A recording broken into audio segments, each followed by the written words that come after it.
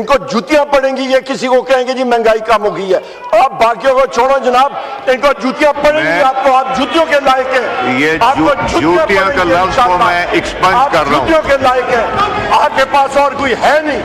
आपको जूतियां भी पड़नी चाहिए, आपको छत्तर भी पड़ने चाहिए।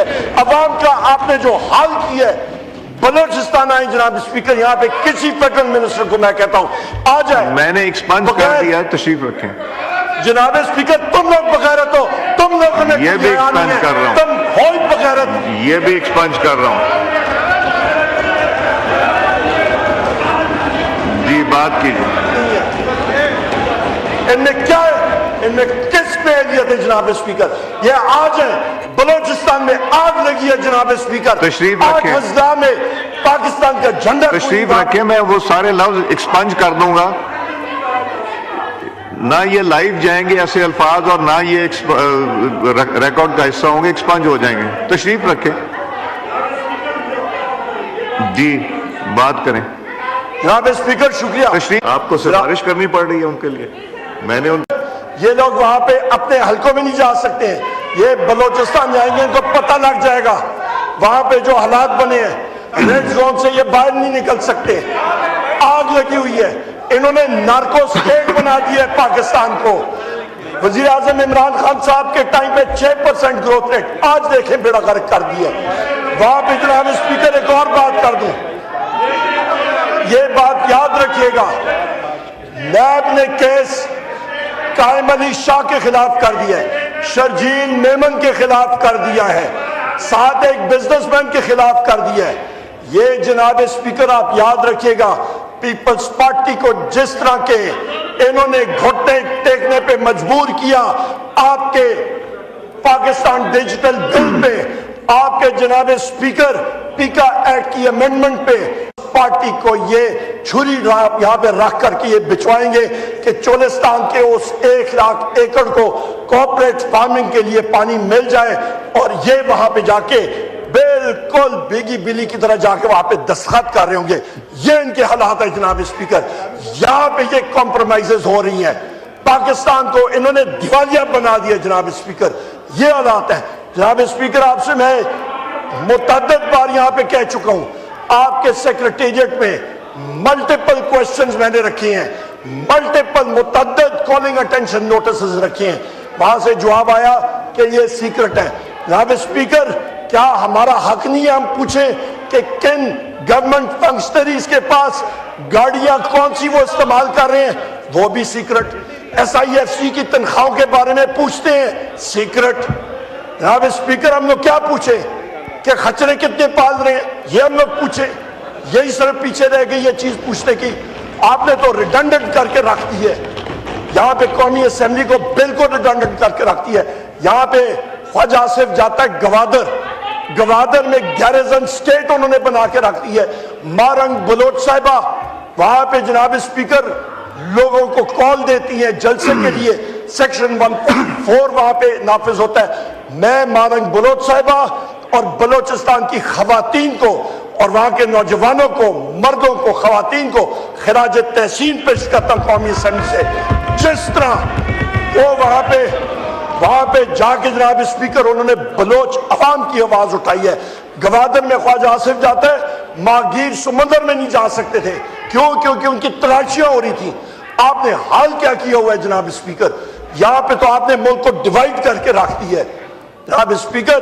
यहाँ पे अदलिया के ऊपर जो खुलम खुला अटैक हो रहा है, आपके इस्लामाबाद हाई कोर्ट के जजेस ने खतूत लिखे हैं।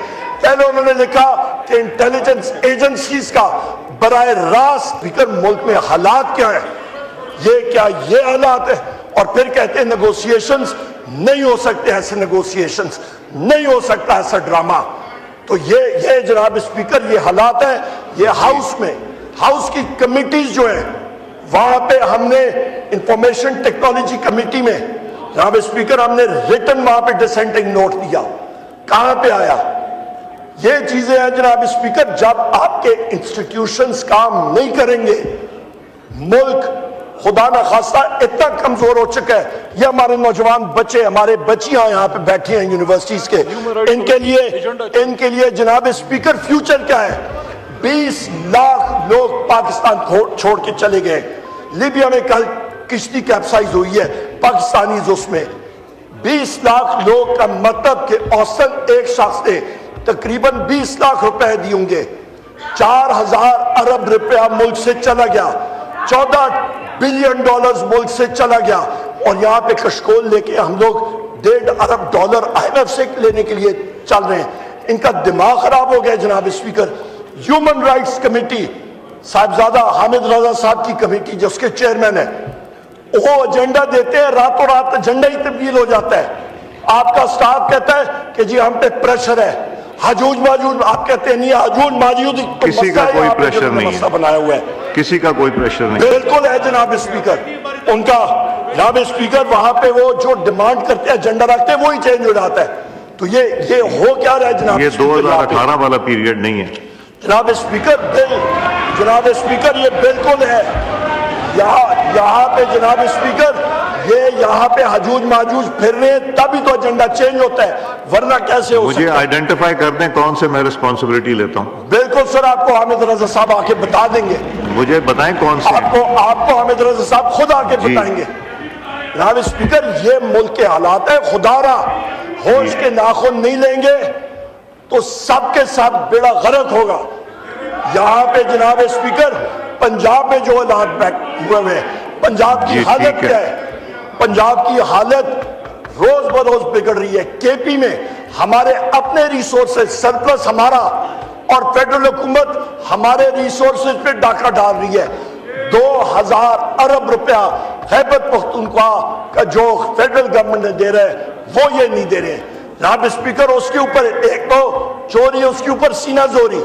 जो सरप्लस हमारी हुकूमत ने दिया और जो मौजूद है वो भी उसके ऊपर ये डाका दे रहे हैं। आपका जनाब speaker CCI council of common interest का इजलास नहीं बुलाया जा रहा। छोटे सूबे सरापा एहतजाज है। क्यों?